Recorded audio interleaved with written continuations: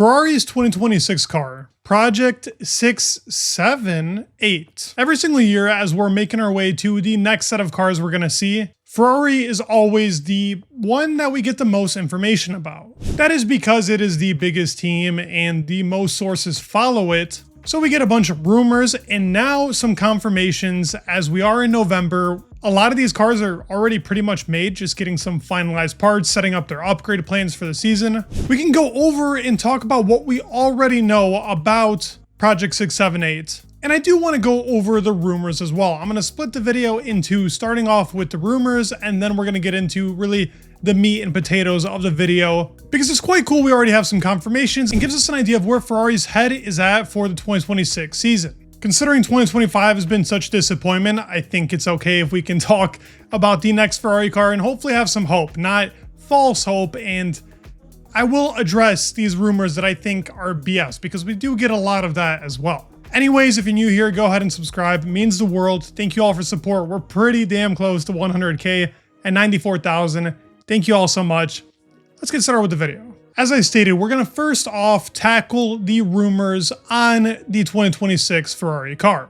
Of course, with it being a engine powered regulation and you can upgrade the engine, that's going to be a big talking point going into this next season. And there will be a lot of revolutionary, big gambles, so much hype, and radical innovations. You're going to see those words all over the place when talking about really any team's engine, and especially if it's Ferrari, because the Italian media will hype it up. But we won't really know till the day of testing how good that engine is and if any engine is going to perform well. That's the reason why we have a private test before the real preseason testing. What we have heard is rumors of heavy 3D printing for the ultra compact components led by Wolf Zimmerman, and they are pushing the boundaries to cram it into as small of a package as possible. It goes along with what their side pod design is rumored to be as well. Now, we've seen these types of rumors pop out. They did have a very strong engine for 2022, but very unreliable. That is also coming from these rumored sources, that the engine itself could be very quick, but they got to work on it lasting the whole race and not blowing up like it did in 22. There was maybe like 10 DNFs in that season just due to really the engine. And with their upgrades being constantly added, it's not going to be like now where there's no DNFs.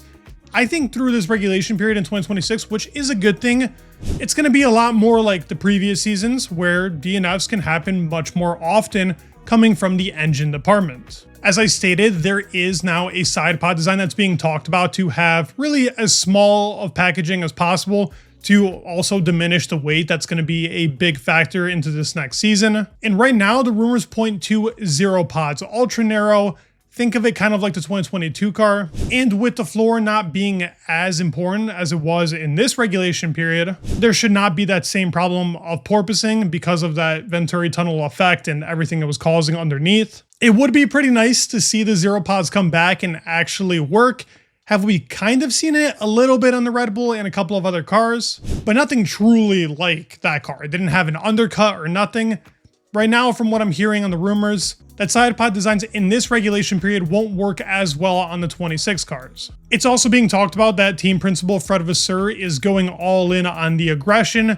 We've given him a lot of credit for 23 and 24 being decent, but in 25, it's been a big turn of events for him, and at some point, it looked like he was going to be kicked out. So it's possible he's putting everything in the 26, and it's going to be a very important season for the likes of Charles Leclerc and Lewis Hamilton. I do want to speak upon them, but let's go now into the real stuff. No more rumors. What's been put out by a very reliable source and very awesome information to know so early on before we even see the cars. So yes, I've used them before. AutoRacer.it talks about the Ferrari 678, like the F10, push-rod returns to the rear axle too. So with this 25 season running out, of course, most teams are focused on the new regulation period and new cars. So Ferrari's chassis is near to homologation. Actually, overall, the chassis, suspension, and gearbox are 99% complete for everybody. And I've spoken about it recently, but Cadillac themselves, together with Dallara, has already produced all of this, and the first chassis has already done its crash test simulations. Ferrari has also finalized its first chassis, and according to AutoRacer.it, will undergo FIA homologation very soon. We've already got a date for Red Bull's car. This is rumored, but let me just mention this real fast. On January 15th in Detroit, which is pretty close to my location, the Red Bull car will be brought out and shown. More than likely a livery, probably going to look the same, but maybe not. If they don't win the championship this year, do they want to keep that iconic livery? That might be a little interesting to see.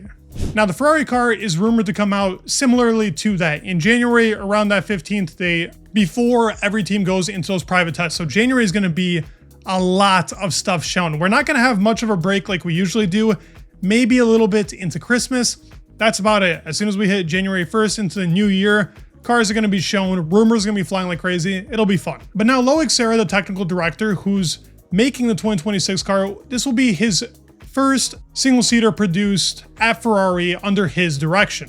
And he's decided to revolutionize the suspension in an unexpected move. The new car will adopt a double push rod. Now, we've heard it plenty in the beginning of the season. Ferrari did go for the pull rod in the front, which Red Bull and McLaren ran consistently throughout this regulation period. And of course, that has failed. But it's been 14 years of pull rod in the rear part of the car. So this is going to be a big change.